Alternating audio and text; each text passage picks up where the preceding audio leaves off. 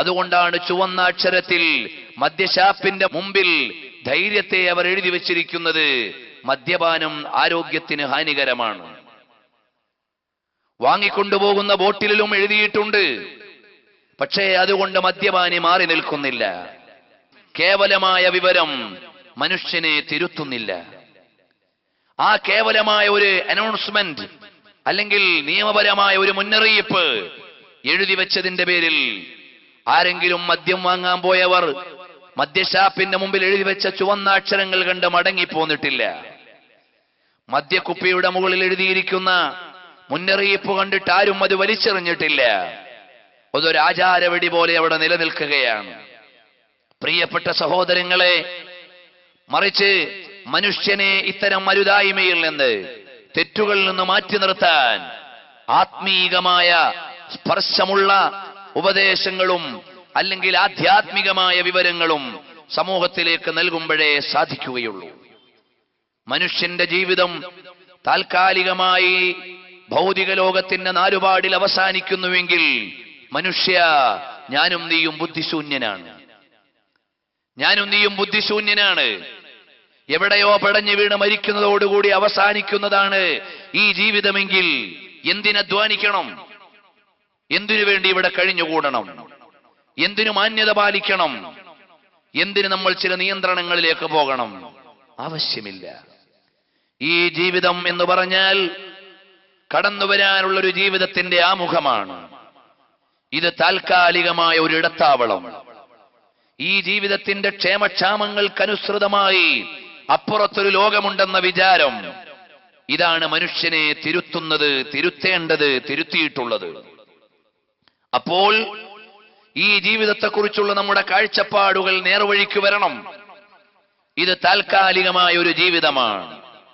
ഇവിടുത്തെ സുഖങ്ങൾ അവസാനിക്കുന്നതാണ്. ഇവിടുത്തെ ക്ഷേമങ്ങൾ അവസാനിക്കുന്നതാണ്. ഇവിടുത്തെ അധികാരം നിലനിൽക്കുന്നതല്ല. ഇതാണ് പരിശുദ്ധമായ ഇസ്ലാം നൽകുന്ന വളരെ പ്രധാനപ്പെട്ട ഒരു സന്ദേശം. തബാറകല്ലദീ ബിയദിഹിൽ മുൽക്കു വഹുവ അലാ കുല്ലി ശൈഇൻ ഖദീർ അല്ലദീ ഖലഖൽ മൗത വൽ ഹയാ ലിയബ്ലുവകും അയ്യുകും അഹ്സനു അമലാ. പരിശുദ്ധമായ ഖുർആനിലെ മനോഹരമായ സൂക്തിയാണ് തബാറകല്ലദീ ബിയദിഹിൽ മുൽക്ക്. അധികാരങ്ങളുടെ മുഴുവനും ഉടമസ്ഥനായ, ലോകത്തിന്റെ മുഴുവനും നിയന്ത്രണങ്ങളുടെയും അധികാരിയായ, ലോകത്തുള്ള മുഴുവൻ ചലനങ്ങളുടെയും നിയന്ത്രിതാവായ അല്ലാഹു തആല എത്ര ഉന്നതനാണ്, ശ്രേഷ്ഠനാണ്. കാരണം അവനെ അതിജയിക്കുവാൻ ഇവിടെ ഒരു ശക്തിയുമില്ല. അവന്റെ തീരുമാനങ്ങളെ ചോദ്യം ചെയ്യാൻ ഒരു വ്യവസ്ഥിതിയുമില്ല. അങ്ങനെയുള്ള അല്ലാഹു സുബ്ഹാനഹു വ തആല വഹുവ അലാ കുല്ലി ശൈഇൻ ഖദീർ. അല്ലാഹു സുബ്ഹാനഹു വ തആല എല്ലാത്തിനും കഴിവുള്ളവനാണ്. അവന്റെ തീരുമാനങ്ങളുടെ മുമ്പിൽ സമരങ്ങളില്ല. നിങ്ങൾ ആലോചിച്ചു നോക്കൂ സഹോദരാ, രണ്ടുപേര് തമ്മിൽ നമ്മുടെ നിയമസഭയുടെ തളത്തിൽ കിടന്ന് അടിവീണാൽ, അല്ലെങ്കിൽ എന്തെങ്കിലും ചെറിയൊരു പ്രശ്നമുണ്ടായാൽ, പിറ്റേന്ന് ചിലപ്പോൾ നമ്മുടെ നിയമസഭയിലേക്ക് മാർച്ച് നടക്കുന്നു, പിക്കറ്റിംഗ് നടക്കുന്നു. പക്ഷേ ഒരു പ്രകൃതി ദുരന്തമുണ്ടായി ലക്ഷങ്ങളങ്ങ് മരിച്ചാൽ എന്തിനിത് സംഭവിച്ചു എന്ന് ചോദിച്ച് സമരം നടത്താൻ ഓഫീസില്ല.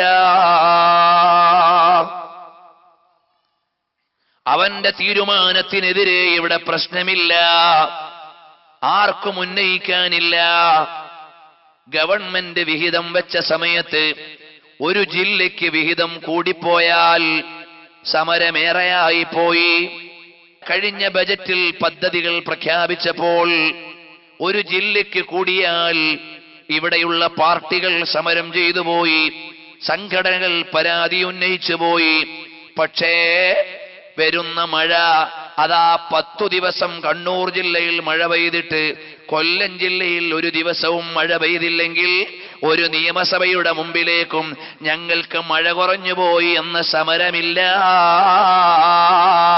കാരണം മഴ നൽകുന്നവൻ ആരാണ്? വഹുവ അലാ കുല്ലി ശൈഇൻ ഖദീർ.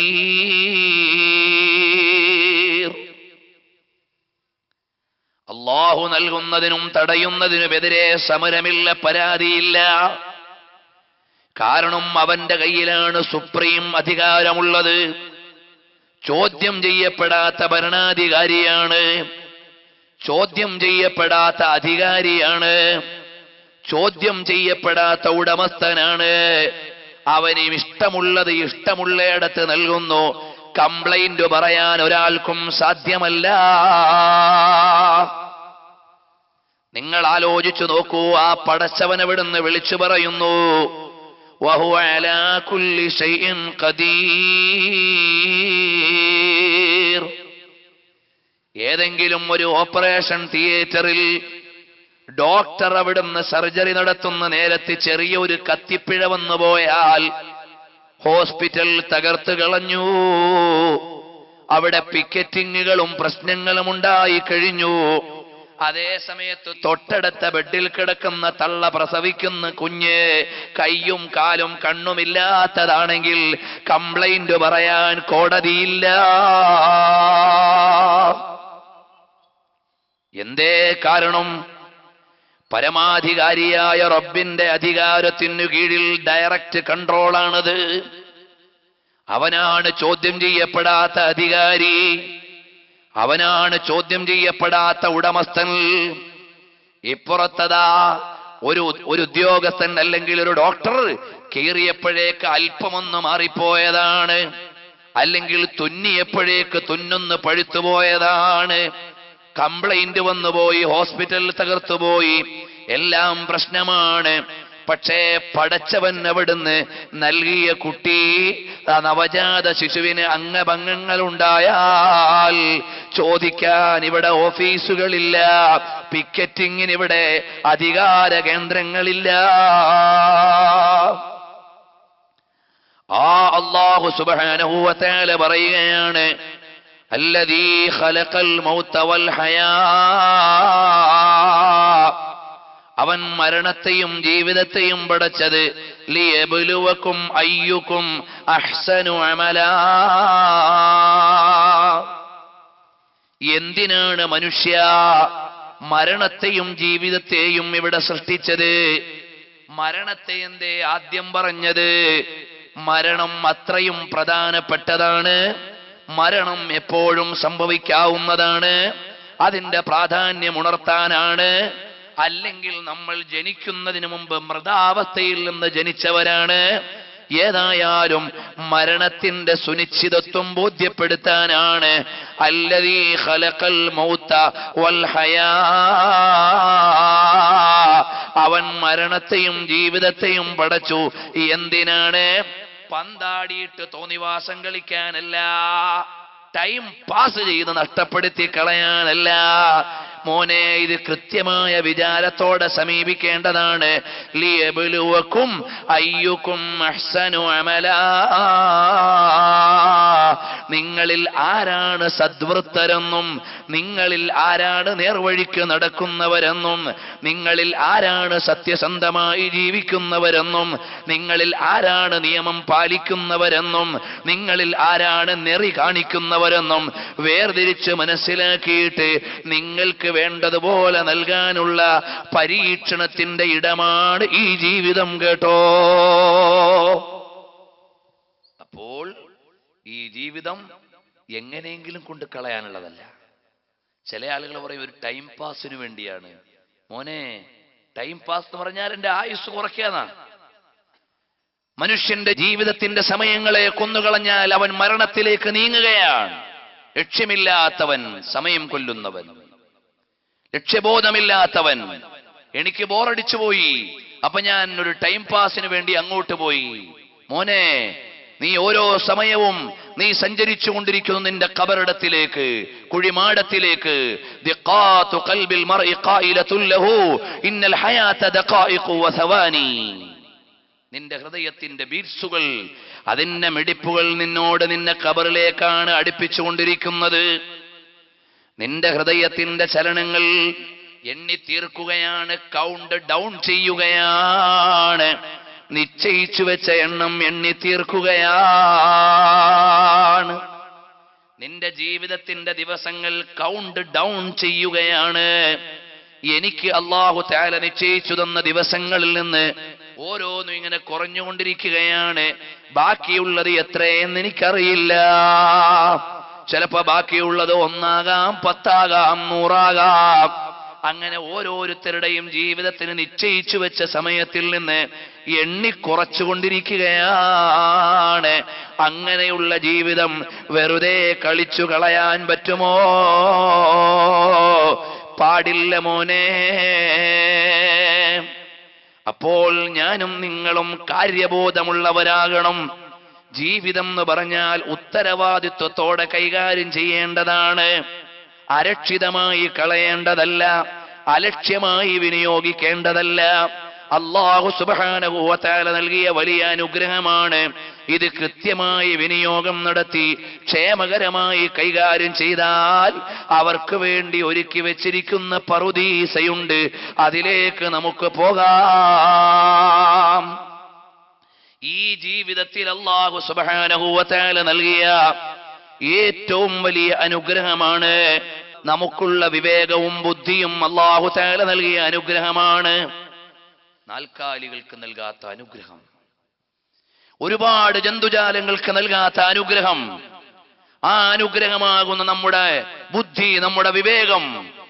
ആ വിവേകത്തെ നഷ്ടപ്പെടുത്തുന്ന ഉൽപ്പന്നങ്ങൾക്കാണ് ലഹരി പദാർത്ഥങ്ങൾ എന്ന് പറയുന്നത്.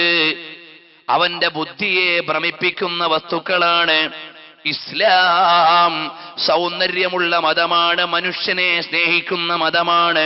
അതുകൊണ്ട് പറയുന്നു, മോനെ, നിന്റെ ബുദ്ധിയെ ഇല്ലായ്മ ചെയ്യുന്ന ഒരു ഉൽപ്പന്നവും നീ ഉപയോഗിച്ചുകൂടാ. കാരണം നീ നാൽക്കാലിയെ പോലെ താഴ്ന്നു പോകരുത് എന്ന് ചിന്തിക്കുന്ന മതമാണ് ഇസ്ലാം. നീ നാൽക്കാലിയെ പോലെ ആയി പോകരുത്. നിന്റെ വ്യക്തിത്വത്തിന്റെ പ്രധാനപ്പെട്ട ഭാഗം നിന്റെ വിവേകമാണ്, നിന്റെ ബുദ്ധിയാണ്. അതിനെ ഇല്ലായ്മ ചെയ്യുന്ന ഒരു സമീപനവും ഉണ്ടായിക്കൂടാ.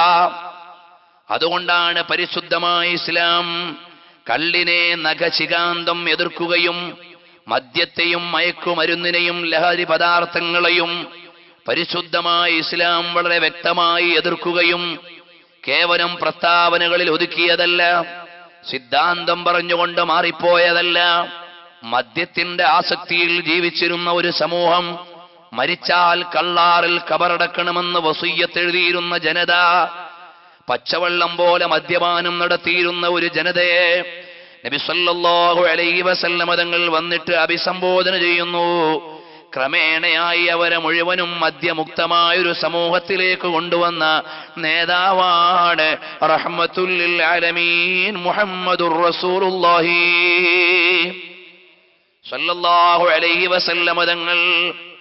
കള്ളിന്റെ ആറുകളിൽ അന്തിമയങ്ങാൻ അന്ത്യാഭിലാഷം എഴുതി വെച്ചിരുന്ന ജനവിഭാഗത്തിന്റെ മുമ്പിലേക്ക് അതിന്റെ ദുരന്തവും അതിന്റെ പ്രയാസങ്ങളും എണ്ണി പറഞ്ഞു കൊടുത്തപ്പോൾ അല്ലാഹുവിന്റെ ഹബീബ് സല്ലല്ലാഹു അലൈഹി വസല്ലം തങ്ങളെ അംഗീകരിച്ചുകൊണ്ട്, ഇസ്ലാമിനെ സ്വീകരിച്ചുകൊണ്ട് മദ്യമുക്തമായ ഒരു ജനതയെയാണ് ഇസ്ലാം മുമ്പിലേക്ക് വെക്കുന്നത്.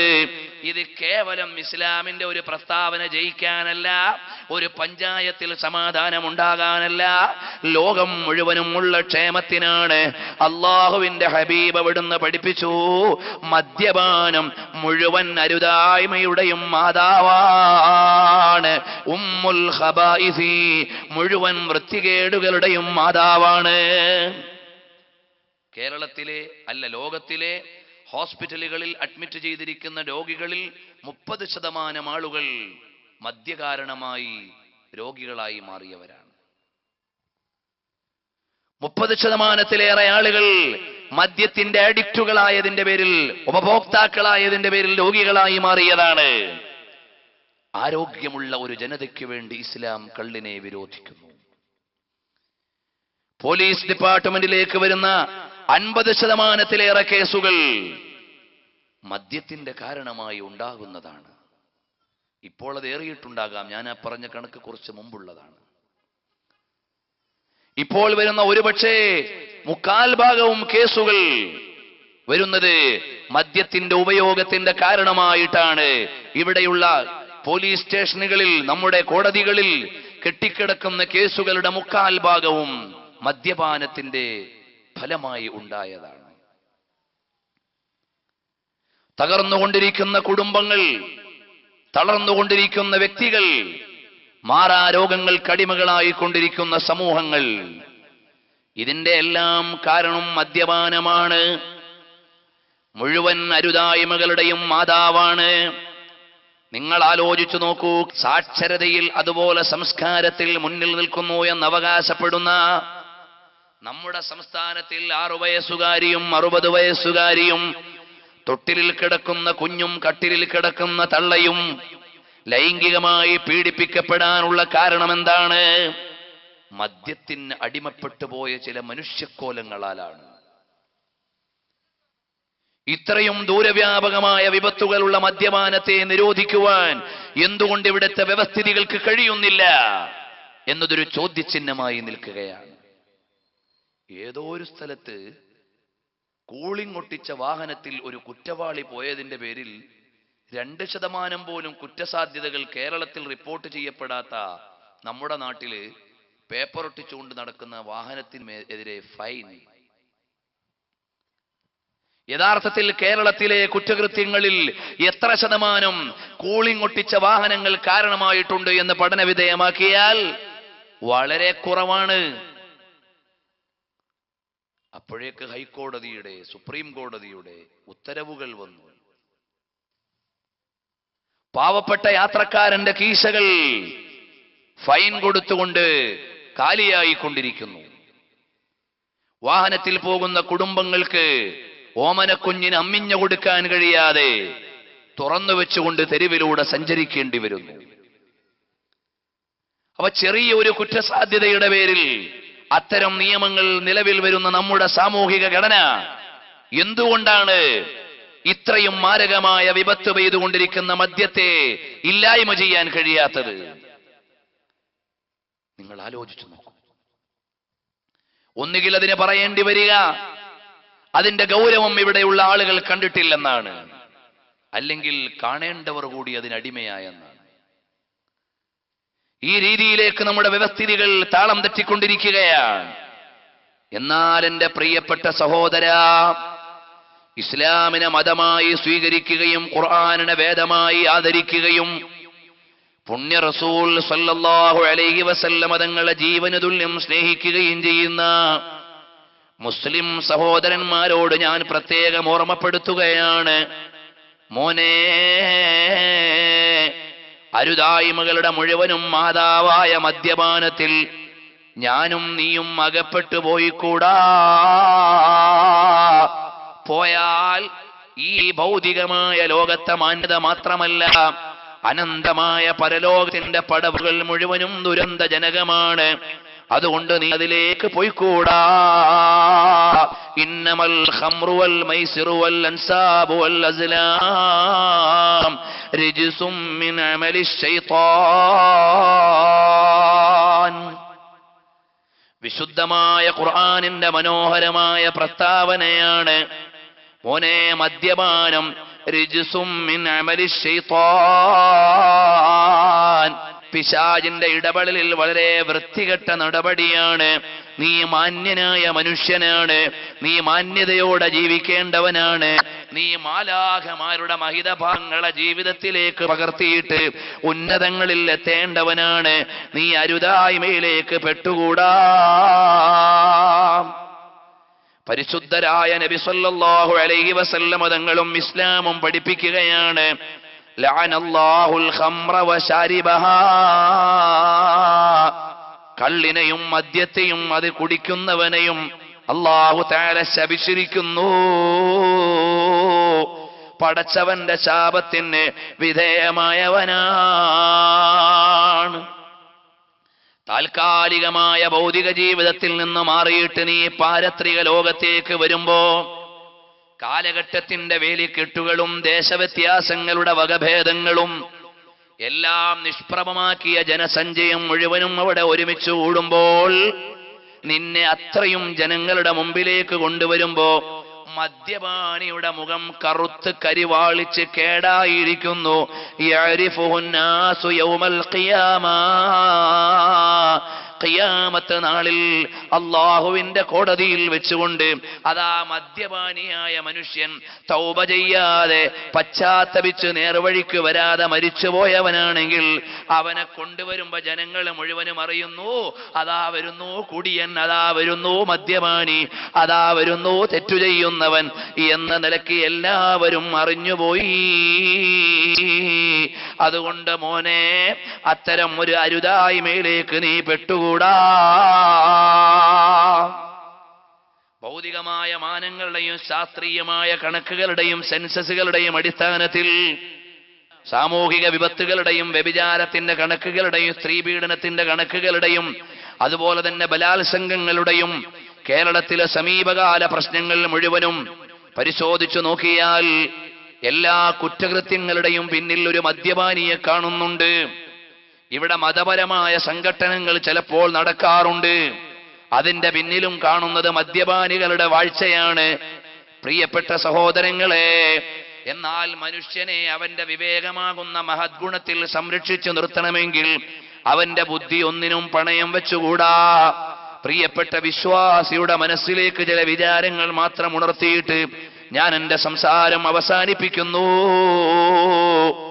ആയിഷ റളിയല്ലാഹു അൻഹ പറയുകയാണ്, മദ്യപാനിയായ മനുഷ്യനാണെങ്കിൽ വലാ സല്ലിമു അലൈഹി, നിങ്ങൾ അയാളോട് സലാം പറയാൻ പാടില്ല.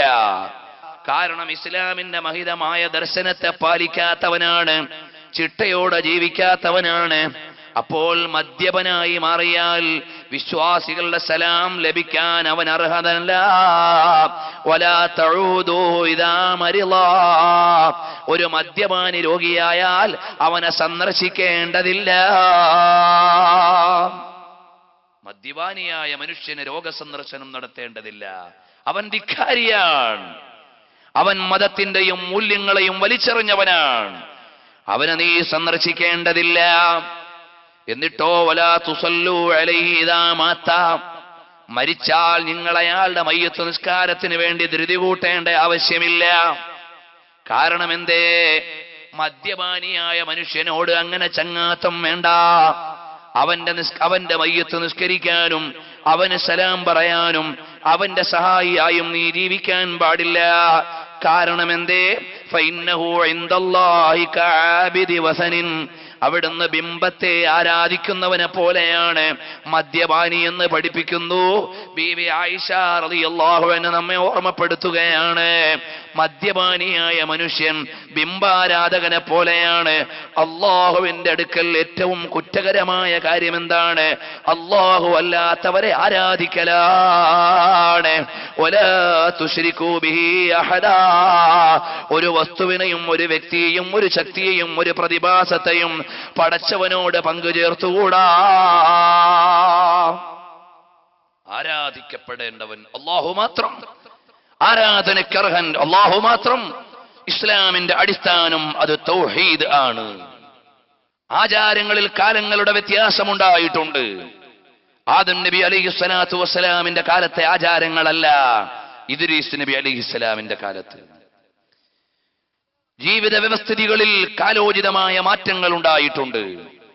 അതേ സമയത്ത് അടിസ്ഥാനപരമായ വിശ്വാസ പ്രമാണത്തിൽ മാറ്റമില്ല, അത് അചഞ്ചലമാണ്.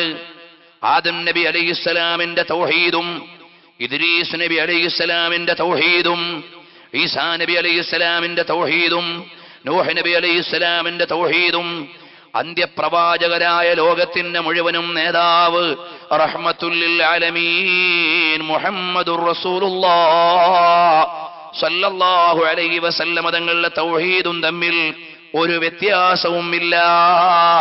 അഫ്ളലു മാ ഖുൽതു അന വൻ നബിയ്യൂന മിൻ ഖബ്ലി ലാ ഇലാഹ ഇല്ലല്ലാഹ്. ആദം നബി അലൈഹിസ്സലാം പഠിപ്പിച്ച തൗഹീദ് അതാണ്. അതുതന്നെയാണ് ഇവിടെയുള്ള എല്ലാ പ്രവാചകന്മാരും പഠിപ്പിച്ചത്. തൗഹീദ് കാലത്തിനനുസരിച്ച് മാറേണ്ടതല്ല, വ്യക്തിക്കനുസരിച്ച് മാറേണ്ടതല്ല, ദേശത്തിനനുസരിച്ച് മാറേണ്ടതല്ല, പ്രസ്ഥാനത്തിനനുസരിച്ച് മാറേണ്ടതല്ല, സ്വന്തം സംഘടനാ ചേരിക്കനുസരിച്ച് മാറ്റിവെക്കേണ്ടതല്ല. അപ്പോൾ ആ അടിസ്ഥാനപരമായ നമ്മുടെ വിശ്വാസത്തെ പോലും ബാധിക്കുന്നതാണ്. അള്ളാഹുവിന്റെ കൽപ്പനയെ മാനിക്കാതെ, അവന്റെ വിലക്കുകൾ പാലിക്കാതെ ഒരാൾ അങ്ങോട്ട് പോയാൽ ഫഇന്നഹു ഇൻദല്ലാഹി കഅബിദി വസനിൻ, ബിംബത്തെ ആരാധിച്ചവനെ പോലെയാണ് മദ്യപാനിയായ മനുഷ്യൻ. അവനെ പരിഗണിക്കേണ്ടതില്ല. മഹദിയായ ആയിഷ റളിയല്ലാഹു അൻഹ പഠിപ്പിക്കുകയാണ്, ഒരാൾ മദ്യപാനിക്ക് ഭക്ഷണം നൽകിയാൽ അവൻ അല്ലാഹുവിന്റെ ശിക്ഷയ്ക്ക് വിധേയനാണ്. വമൻ ഖളാ ഹാജതഹു ആനഹു അലാ ഹദ്മിൽ ഇസ്ലാം. ഒരു മദ്യപാനിയായ ചങ്ങാതി കടയിൽ വന്നിട്ട് പറഞ്ഞു, എനിക്ക് വലിയ വിഷമാണ്, ഒരു 500 രൂപ ഇങ്ങ് കടം തരണമെന്ന് പറഞ്ഞാൽ, എന്റെ മുസ്ലിം സഹോദരാ, നീ അയാൾക്ക് വായ്പ നൽകിയിട്ട് സഹായിച്ചാൽ ഖദ് ആനഹു അലാ ഹദ്മിൽ ഇസ്ലാം, ഇസ്ലാമിനെ തകർക്കാൻ നീ അവനെ സഹായിച്ചവനാണ്. അവന്റെ ആവശ്യം നിറവേറ്റി കൊടുത്തുകൂടാ, അവന് കടം ചോദിച്ചാൽ നൽകിക്കൂടാ, മദ്യപാനിക്ക് വായ്പ കൊടുത്ത് സഹായിച്ചുകൂടാ, മദ്യപാനിയുടെ പ്രയാസം നികത്തിയിട്ട് അവനെ പരിഹരിച്ചുകൂടാ, അവനോട് നിനക്ക് ചങ്ങാത്തം വേണ്ട.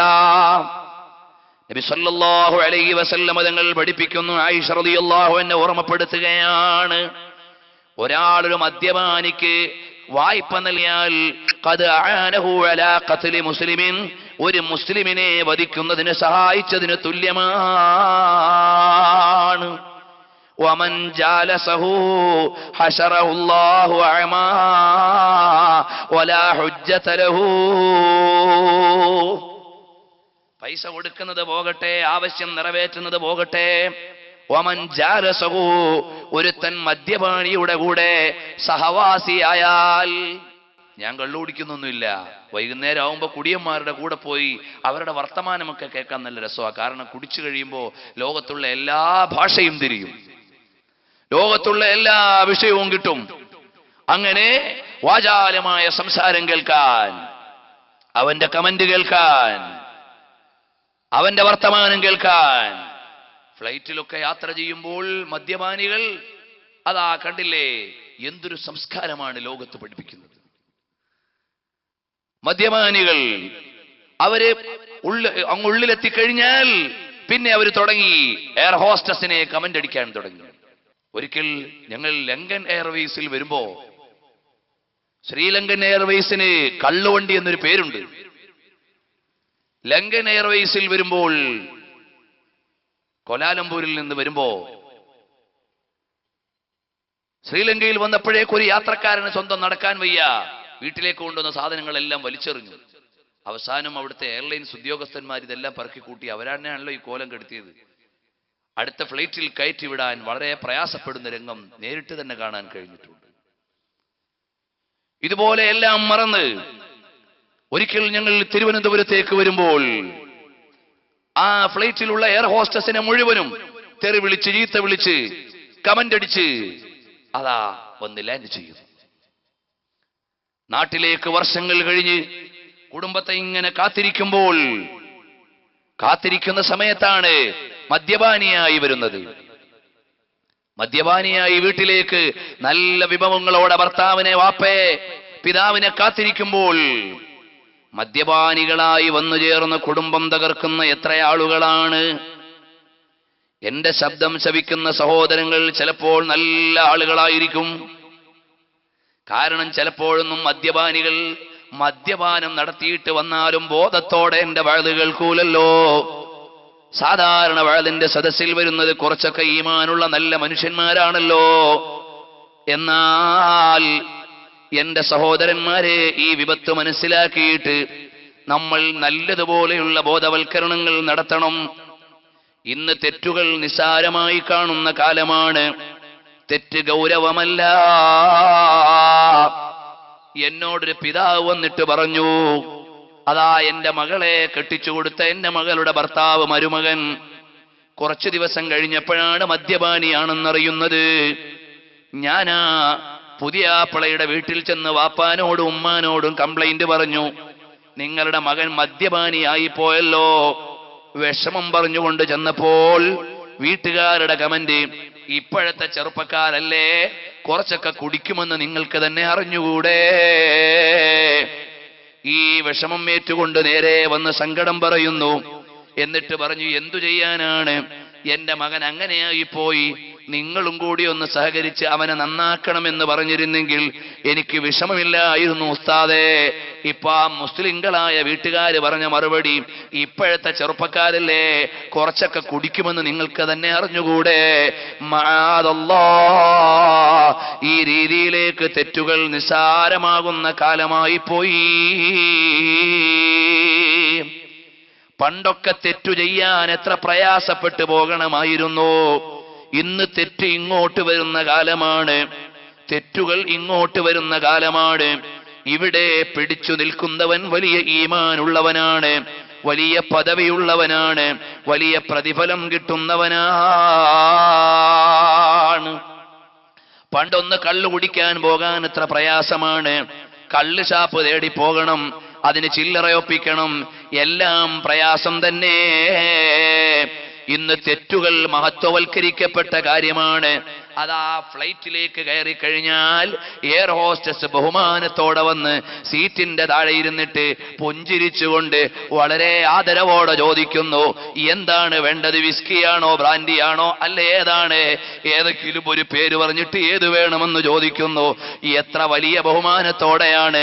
ജഹന്നം വേണോ വൈല് വേണോ, നരകം വേണോ നരകത്തിലെ ഏത് സ്ഥലമാണ് വേണ്ടത് എന്ന് ചോദിക്കുന്ന കാലമല്ലേ. കള്ളു വാങ്ങി കുടിക്കുന്നവൻ മാന്യനായി, കള്ളു കുടിക്കാതിരിക്കുന്നവൻ ഭ്രാന്തനായി, അവൻ ലോകം തിരിയാത്തവനായി. ഈ രീതിയിലേക്ക് തെറ്റുകൾ ആദരിക്കപ്പെടുകയും നിസാരവൽക്കരിക്കപ്പെടുകയും ചെയ്യുമ്പോൾ എന്റെ ചെറുപ്പക്കാരോട് പറയുന്നു, പ്രിയപ്പെട്ട കൂട്ടുകാരാ, ഈ കാലഘട്ടത്തിൽ അത്തരം തെറ്റുകൾ ചെയ്യാതിരിക്കുന്നവന് അല്ലാഹു വലിയ കൂലി നൽകും കേട്ടോ. മൻ തമസ്സക ബിസുന്നതി ഇൻദ ഫസാദി ഉമ്മതി ഫലഹു അജ്റു മിഅത്തി ഷഹീദ്.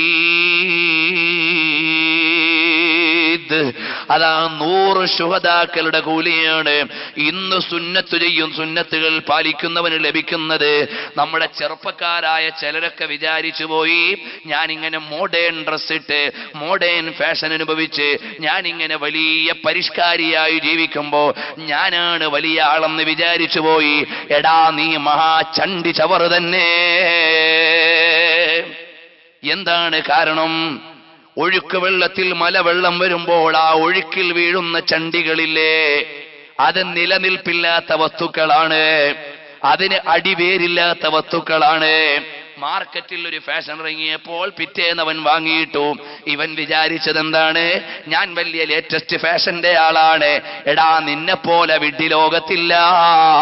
കാരണം മഴവെള്ളത്തിൽ ഒലിച്ചു പോകുന്നത് ചണ്ടിചവറുകളാണ്, വടവൃക്ഷങ്ങൾ ഇളകൂല. ഇതുപോലെയാണ് കുപ്പായത്തിന്റെ നീളം കുറഞ്ഞപ്പോഴും കുപ്പായത്തിന്റെ നീളം കൂടിയപ്പോഴും മുടിയുടെ നീളം കൂടിയപ്പോഴും മുടിയുടെ നീളം കുറഞ്ഞപ്പോഴും കുപ്പായം കള്ളി ഉള്ളതായപ്പോഴും കള്ളിയില്ലാത്തതായപ്പോഴും മുസ്ലിമിനൊരു സംസ്കാരമുണ്ട്. ആ സംസ്കാരത്തിൽ പിടിച്ചു നിൽക്കുന്നവനാണ് ബുദ്ധിമാൻ. അതേ സമയത്ത് നാഴികയ്ക്ക് 40 വട്ടം പടിഞ്ഞാറിന്റെ എച്ചിലുകൾ മാറ്റി മാറ്റിയിടുന്ന ചെറുപ്പക്കാരാ, നീ മഴവെള്ളത്തിൽ ഒലിക്കുന്ന ചണ്ടിയെ പോലെയാണ്. അതേ സമയത്ത് ഞങ്ങൾ അങ്ങനെയല്ല. മദീനയുടെ നായകർ മുഹമ്മദുർ റസൂലുള്ളാഹ് സല്ലല്ലാഹു അലൈഹി വസല്ലം തങ്ങൾ പഠിപ്പിച്ചു തന്ന ഒരു സംസ്കാരത്തിൽ മുറുകെ പിടിച്ചു നിൽക്കുന്നവർ. ഇവിടെയുള്ള ആളുകൾ ഇടുന്ന പാൻസ് വാങ്ങാൻ ക്യാഷ് ഇല്ലാഞ്ഞിട്ടല്ല, ഷർട്ട് വാങ്ങാൻ പൈസ ഇല്ലാഞ്ഞിട്ടല്ല, മാർക്കറ്റിൽ പോയാൽ കിട്ടാത്തത് കൊണ്ടല്ല. എന്റെ ശരീരം ഏതോ ഒരു ഭ്രാന്തന്റെ പരിഷ്കാരത്തിന് പണയം കൊടുക്കാനുള്ളതല്ല. ഞാൻ ബുദ്ധിയുള്ളവനാണ്. ഞാൻ ഏതെങ്കിലുമൊക്കെ ചണ്ടിചവറുകളുടെ പിന്നാലെ പോകേണ്ടവനല്ല. എനിക്കൊരു നിലപാടുണ്ട്. എനിക്കൊരു നിലപാടുണ്ട്, എനിക്ക് ഒരു സംസ്കാരമുണ്ട്.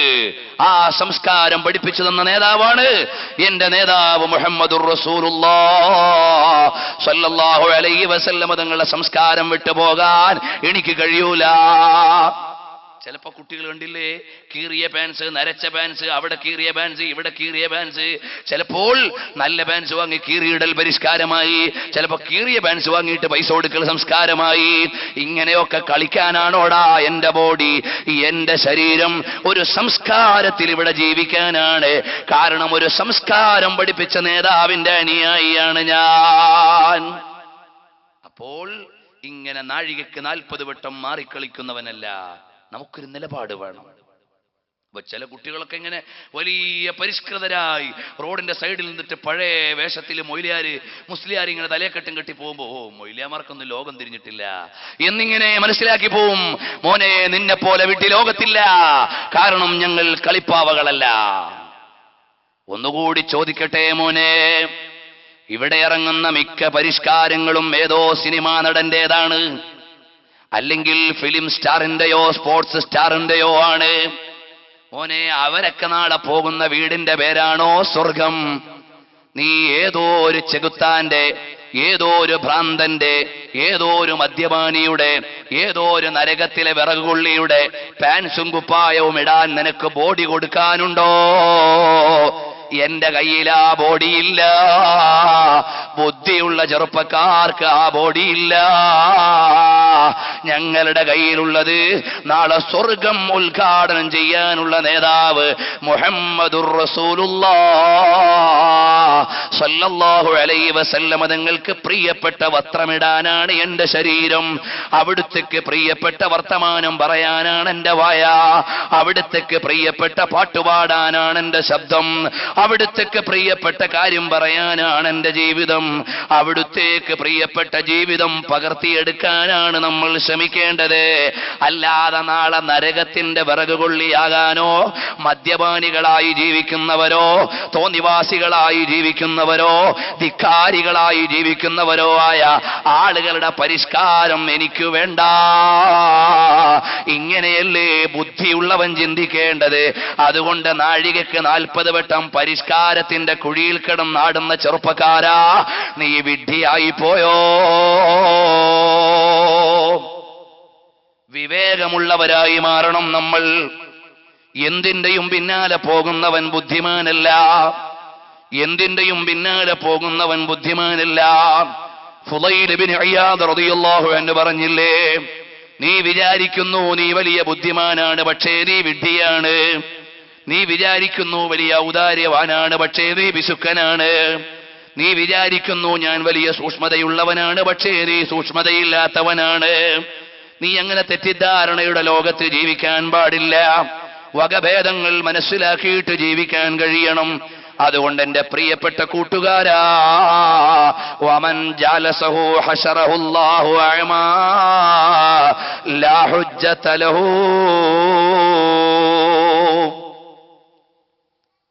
നാളെ ഒരാൾ മദ്യപാനിയുടെ സഹവാസിയായാൽ, അത് ക്ലബ്ബ് കൂടിയപ്പോൾ, മീറ്റിംഗ് കൂടിയപ്പോൾ ഞാൻ അങ്ങ് കൂടെ ഇരുന്നു പോയതാണ്. അങ്ങനെ നീ നിന്റെ കാര്യലാഭത്തിന് വേണ്ടി മദ്യപാനിയുടെ സഹവാസിയായി മാറിയാൽ, മോനെ, നീ അല്ലാഹുവിന്റെ അടുക്കൽ കുറ്റക്കാരനാണ്. നാളെ പരലോകത്ത് നീ അന്ധനായി നിയുക്തനാക്കപ്പെടുകയും നിനക്ക് തെളിവില്ലാത്തവനായി, പ്രമാണമില്ലാത്തവനായി മാറുന്നവനുമാണ്.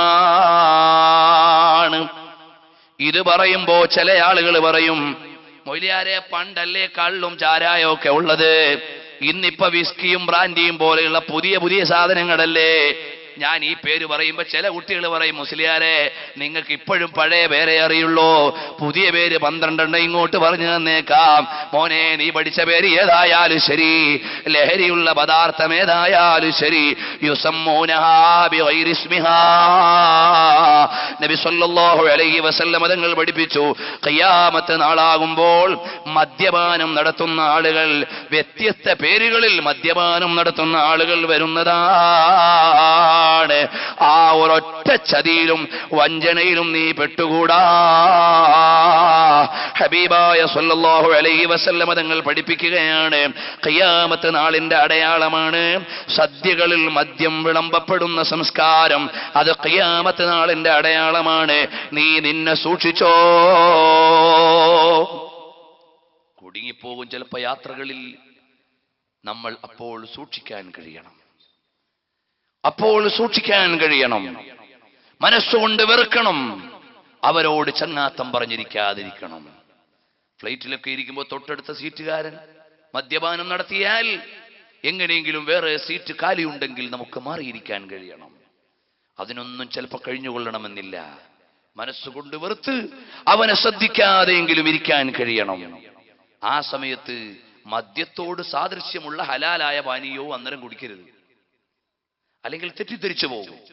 ഉദാഹരണം, നമ്മളോട് എയർ ഹോസ്റ്റസ് എന്ത് വേണം എന്ന് ചോദിക്കുമ്പോ ആപ്പിൾ ജ്യൂസ് വേണമെന്ന് പറഞ്ഞാൽ കണ്ടാൽ ഈ സാധനം ലഹരി പദാർത്ഥങ്ങളോട് സാദൃശ്യമുണ്ട് കാണാൻ.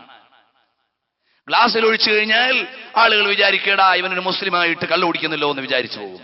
അതുകൊണ്ട് അവിടെ അതും വാങ്ങാൻ പാടില്ല. മറ്റൊരാൾ തെറ്റിദ്ധരിച്ചു പോകും. അങ്ങനെ തെറ്റിദ്ധാരണയില്ലാത്ത വിധമുള്ള പാനീയങ്ങൾ കുടിക്കണം. അത്രയും സൂക്ഷ്മതയും ശ്രദ്ധയും നമുക്ക് ഉണ്ടാകണം. അങ്ങനെ അവരോട് നിങ്ങൾ അനിഷ്ടം കാണിക്കണം, അവരോടൊപ്പം ഇരിക്കാൻ പാടില്ല. എന്നാൽ എൻ്റെ ഉമ്മമാരോട് പെങ്ങന്മാരോട് ഞാൻ ഓർമ്മപ്പെടുത്തുകയാണ്, ഇന്ന് നമ്മുടെ മക്കളുടെ കൽബിൽ ഹൃദയത്തിൽ മദ്യത്തോട് വെറുപ്പുണ്ടാക്കാനും ദീനിനോട് ഇഷ്ടമുണ്ടാക്കാനും നിങ്ങളുടെ കയ്യിൽ വല്ലതുമുണ്ടോ? അതേ സമയത്ത് കുഞ്ഞോമന പൈതല് കൈത്തണ്ടയിൽ നിന്ന് അമ്മിഞ്ഞെയ്യുന്ന പ്രായത്തിൽ തന്നെ ഉമ്മ ടിവിയുടെ മുമ്പിൽ ഇരുന്നാൽ അതിൽ മദ്യത്തിന്റെ പരസ്യമില്ലേ? സിനിമയിൽ മദ്യപാനികൾ ഉണ്ടാകില്ലേ? ഓമന കുഞ്ഞിങ്ങനെ ഉമ്മാന്റെ കൈത്തണ്ടയിൽ നിന്ന് അമ്മിഞ്ഞെയ്യുമ്പോ അവന്റെ കൺകോണുകൾ ടി വി സ്ക്രീനിലേക്കാണ്. അതിൽ മദ്യപാനിയെ കാണുന്നുണ്ടാകാം, മദ്യം പാനം ചെയ്യുന്നത് കാണുന്നുണ്ടാകാം, മദ്യത്തിന്റെ പരസ്യമുണ്ടാകാം.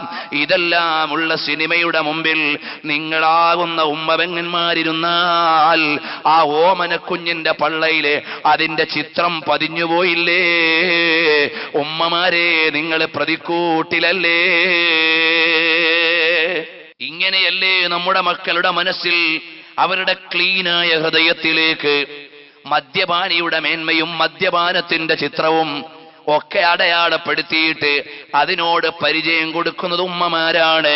അതുകൊണ്ട് എൻ്റെ ഉമ്മമാരോട് ഞാൻ വസിയ്യത്ത് ചെയ്യുന്നു, നിങ്ങൾ ആര് സിനിമയുടെ ആളുകളായി മാറാൻ പാടില്ല. പടച്ചോനെ, ഞങ്ങളുടെ ജീവിതം തന്നെ പോയോ എന്ന് ചില താത്തമാര് ചിന്തിച്ചേക്കാം. മോളെ, ഇത് കളിതമാശ പറഞ്ഞു നഷ്ടപ്പെടുത്താനുള്ള ജീവിതമല്ല, ഇത് കാര്യത്തോടെ കൈകാര്യം ചെയ്യാനുള്ള ജീവിതമാണ്. കണ്ടില്ലേ, റാബിഅത്തുൽ അദവിയ്യ റളിയല്ലാഹു അൻഹ ആരാണ്? വലിയ മഹദിയല്ലേ? ഇബ്നു ഖല്ലിഖാൻ അവിടുന്ന് രേഖപ്പെടുത്തിയത് കാണാം. പാതിരാത്രി സമയമായാൽ റാബിഅ റളിയല്ലാഹു അൻഹ എഴുന്നേൽക്കുകയാണ്. അതാ റബ്ബിനോട് പറയുകയാണ്, സക്കനത്തിൽ ഹറക്കത്തിൽ സക്കനത്തിൽ അസ്വാത് വഹദഅത്തിൽ ഹറകാത് വഖലാ കുല്ലു ഹബീബിൻ ബിഹബീബിഹി. അല്ലാഹുവേ, ശബ്ദം മുഴുവനും അടങ്ങിയിട്ടുണ്ട്, എല്ലാ ടൗണും നിശ്ചലമായിട്ടുണ്ട്, എല്ലാ വാഹനങ്ങളും നിർത്തിയിട്ടിട്ടുണ്ട്, എല്ലാ ചലനങ്ങളും അടങ്ങിയിട്ടുണ്ട്. ഖലാ കുല്ലു ഹബീബിൻ ബിഹബീബിഹി. എല്ലാ ഹബീബന്മാരും അവരുടെ ഹബീബിനോട് ചേർന്നിട്ടുണ്ട്. ഭാര്യ ഭർത്താവിനോടൊപ്പം, കാമുകൻ കാമുകിയോടൊപ്പം, പ്രണയി പ്രണയപാത്രത്തോടൊപ്പം, സ്നേഹി സ്നേഹിതനോടൊപ്പം, അങ്ങനെ എല്ലാവരും ഒരുമിച്ച് കൂടിയിട്ടുണ്ട്. അല്ലാഹുവേ, എനിക്കാരുമില്ല, എനിക്ക് കെട്ടിപ്പിടിച്ചു കിടക്കാൻ ഒരു ഭർത്താവില്ല, എനിക്ക് ചുംബനം കൊടുക്കാൻ ഒരു ഇണയില്ല, തുണയില്ല, എനിക്ക് ആരുമില്ല. മധുര മുഹൂർത്തത്തിൽ കാതിലടക്കം പറഞ്ഞ് കാര്യം നേടുന്ന സമയമാണ്. ശോഭനമായ സമയത്ത് പ്രണയിയോട് അടക്കം പറഞ്ഞ് എനിക്കൊരു മാല വേണമെന്ന് പറയാൻ പറ്റുന്ന രാത്രിയുടെ ശുഭമുഹൂർത്തമാണ്. എല്ലാവരും ആ നല്ല സമയത്ത് കിടന്നുറങ്ങുകയാണ്. പക്ഷേ എനിക്ക് ആരുമില്ല, ഞാൻ നിന്നെ പ്രണയിച്ചു പോയി, നിന്നെ ഇഷ്ടപ്പെട്ടു പോയി. എനിക്ക് നീയാകുന്ന ഉടമസ്ഥനോട്, നീയാകുന്ന എന്റെ ഇഷ്ടപാത്രത്തോട് ഒരടക്കം പറയാനുണ്ട്, ഒരാവശ്യമുന്നയിക്കാനുണ്ട്. ഭാര്യ ഭർത്താവിനോട് മധുര മുഹൂർത്തത്തിൽ അതാ എനിക്കിന്നത് വേണമെന്ന് പറയും പോലെ, അതുപോലെ ഇഷ്ടമുള്ളവർക്ക് മുഹൂർത്തത്തിൽ നല്ല ആവശ്യങ്ങൾ ഉന്നയിക്കുന്നത് പോലെ, റബ്ബേ ഈ രാത്രിയിൽ ഞാൻ നിന്നോട് ആവശ്യപ്പെടുകയാണ്, നരകമോചനം നൽകണേ അല്ലാ, നരകമോചനം നൽകണം, ഞാൻ നിന്നോട് യാചിക്കുകയാണ്. ആരാണ് പറയുന്നത്? റാബിഅത്തുൽ അദവിയ്യ റളിയല്ലാഹു അൻഹയാണ്. ഉമ്മമാരെ, പെങ്ങന്മാരെ, അങ്ങനെ ചിന്തിക്കേണ്ട നിങ്ങളല്ലേ സീരിയലുകൾക്ക് തപസ്സിരിക്കുന്നത്, സിനിമ കണ്ട് ജീവിതം കളയുന്നത്, കളി കണ്ട് സമയം കളയുന്നത്. ഇത് കളിക്കാനുള്ള ജീവിതമല്ല, ഇത് കാര്യബോധത്തോടെ കൈകാര്യം ചെയ്യേണ്ട ജീവിതമാണ്. ഇത് കാര്യബോധത്തോടെ കൈകാര്യം ചെയ്തവരെ ലോകത്തിനറിയാം. ലോകത്തൊരു കുടിയനും ഇവിടെ ആദരവോടെ ഓർമ്മിക്കപ്പെടുന്നില്ല, ഒരു നാടകകൃത്തും ഇവിടെ, ഒരു സിനിമാ നടനും കാലാകാലവും ആദരവോടെ ഓർമ്മിക്കപ്പെടുന്നില്ല, ഒരു കളിക്കാരനും ഇവിടെ ആദരവോടെ കാലാകാലം ഓർമ്മിക്കപ്പെടുന്നില്ല. ചില ഏറ്റ വ്യത്യാസങ്ങളോടെ കുറച്ചു കാലം ഒരുത്തനെ ഓർത്തെന്നിരിക്കാം, പക്ഷേ ഇവിടെ കാലാകാലം ആദരവോടെ ഓർമ്മിക്കപ്പെടുന്നവരാരാണ്? അവര് വിശുദ്ധന്മാരു തന്നെ. മഹാനായ അബൂ ഹനീഫ ഇമാം തങ്ങൾ അറിയാത്ത ആരെങ്കിലും ഇവിടെ ഉണ്ടോ? ഒറ്റ കുട്ടിയില്ല. അബൂ ഹനീഫ ഇമാം രാജ്യത്തിന്റെ അധികാരിയാണോ? അല്ല. മന്ത്രിയാണോ? അല്ല. അന്നത്തെ വലിയ കളിക്കാരനാണോ? അല്ല. സാത്വികനായി പള്ളിയുടെ മൂലയിൽ ജീവിച്ച മഹാൻ ആദരവോടെ ഓർമ്മിക്കപ്പെടുന്നു. അതുപോലെ ഓർമ്മിക്കപ്പെടുന്ന ഞാൻ പറഞ്ഞ ഒരു വ്യക്തിയെ നിങ്ങൾക്ക് പറയാമോ? ഒരു ഭരണാധികാരിയെ, ഒരു കളിക്കാരനെ, ഒരു മന്ത്രിയെ, ഒരു ചിന്തകനെ, ഒരു ശാസ്ത്രജ്ഞനെ ബേശക് കാണാൻ സാധിക്കില്ല. ഇതുപോലെയാണ് ബാക്കി എല്ലാവരുടെയും ശ്രുതികൾ ഇവിടെ അടങ്ങും, ബാക്കി എല്ലാവരുടെയും പ്രസിദ്ധികൾ ഇവിടെ അവസാനിക്കും. അതേ സമയത്ത് ഇവിടെ നിലനിൽക്കുന്ന വിലാസമാർക്കുള്ളതാണ്? അള്ളാഹുവിനെ ഓർത്തുകൊണ്ട് ജീവിക്കുന്ന സ്വാലിഹീങ്ങളായ സജ്ജനങ്ങളായ മഹാന്മാരുടേതാണ്. ഞാൻ ചോദിക്കട്ടെ, ഇസ്ലാമിലെ പണ്ഡിതന്മാർ കൃത്യമായ ചരിത്രത്തോടെ ആയിരക്കണക്കിന് മഹാന്മാരെ ദൈനംദിന ജീവിതത്തിൽ ഓർക്കുന്നത് പോലെ ലോകത്തൊരു മതത്തിന്റെയും ആളുകൾ അവരുടെ ആചാര്യന്മാരെ കൃത്യമായ ചരിത്രത്തോടെ ഓർക്കുന്നതേയില്ല. ഞാൻ പറഞ്ഞ സ്റ്റേറ്റ്മെന്റ് നിങ്ങൾ ശ്രദ്ധിക്കണം. ഇസ്ലാമിന്റെ ആളുകൾ ശാഫിഈ ഇമാം തങ്ങൾ, അബൂ ഹനീഫ ഇമാം തങ്ങൾ, മാലിക് ഇമാം തങ്ങൾ, അഹ്മദ് ബിൻ ഹംബൽ ശൈബാനി തങ്ങൾ കഥാപാത്രങ്ങളല്ല. ഇത്രയിൽ ജനിച്ചു, ഇത്രയിൽ വഫാത്തായി, അവരുടെ ജീവിതം, അവരുടെ മക്കൾ, അവരുടെ കുടുംബം സർവത്ര ഡേറ്റയോടുകൂടി ഓർമ്മിക്കപ്പെടുന്നുണ്ട് ഇവിടെ. അങ്ങനെ 1, 2, 10 ആളാണോ? അല്ല. ഇതുപോലെ ഹൈന്ദവ മതത്തിൽ ഓർമ്മിക്കപ്പെടുന്ന മഹാന്മാരുടെ എണ്ണം ഉണ്ടാകില്ല. ക്രൈസ്തവ മതത്തിൽ ഓർമ്മിക്കപ്പെടുന്ന ആചാര്യന്മാരുടെ എണ്ണം ഉണ്ടാകില്ല. അവരവരുടെ മതങ്ങൾക്ക് അവരവരുടെ ആചാര്യന്മാരും നേതാക്കളുമുണ്ട്. അവരെ ആദരിക്കാനും ബഹുമാനിക്കാനും ഉള്ള സ്വാതന്ത്ര്യം ഉള്ള രാജ്യമാണിത്. നമ്മൾ അവരെ കുറ്റപ്പെടുത്താനും അങ്ങോട്ടും ഇങ്ങോട്ടും മതങ്ങൾ സംഘട്ടനമുണ്ടാക്കാനും പാടില്ല. സൗഹൃദത്തോടെ ജീവിക്കേണ്ട രാജ്യമാണിത്. ഈ രാജ്യത്തിന്റെ നിയമം അങ്ങനെയാണ്. നിങ്ങൾ ആലോചിച്ചു നോക്കൂ, നബി സല്ലല്ലാഹു അലൈഹി വസല്ലം തങ്ങളുടെ ചരിത്രം സുഭദ്രമായതുപോലെ ലോകത്തൊരാളുടെയും ചരിത്രം സുഭദ്രമാണോ? 1400 കൊല്ലം മുമ്പുള്ള ചരിത്രം ഏതുവരെ എന്നറിയോ? അള്ളാന്റെ ഹബീബ് ജനിച്ച വീട് മുതൽ താരാട്ട് പാടുന്ന നേരത്ത് ഷെയ്മാ എന്ന 6 വയസ്സുള്ള കുട്ടി നബി സല്ലല്ലാഹു അലൈഹി വസല്ലം തങ്ങളാകുന്ന ഓമന പൈതലിന്റെ തൊട്ടിലിന്റെ കയറ് പിടിച്ചിട്ട് പാടിയ പാട്ടേതാണ്? യാ റബ്ബന അബ്ഖി അഖി മുഹമ്മദാ ഹത്താ അറാഹു യാഫിഅൻ വ അംറദാ ഹാദാ അഖുല്ലി ലൻ തലിദുഹു ഉമ്മി. റസൂലുള്ളാഹി സ്വല്ലല്ലാഹു അലൈഹി വസല്ലം തങ്ങളെ തൊട്ടിൽ പിടിച്ചിട്ട് 6 വയസ്സുള്ള കുട്ടി ബനൂ സഅദ് ഗോത്രത്തിൽ താരാട്ടുപാടിയ പാട്ട് മുതൽ ചരിത്രത്തിൽ ഭദ്രമായി ഓർമ്മിക്കപ്പെടുന്നു. അത്ര സുഭദ്രമാണ് സാത്വികന്മാരുടെ ചരിത്രം. അത്രയും മനോഹരമായ ചരിത്രമാണ് ഇസ്ലാമിലുള്ളത്.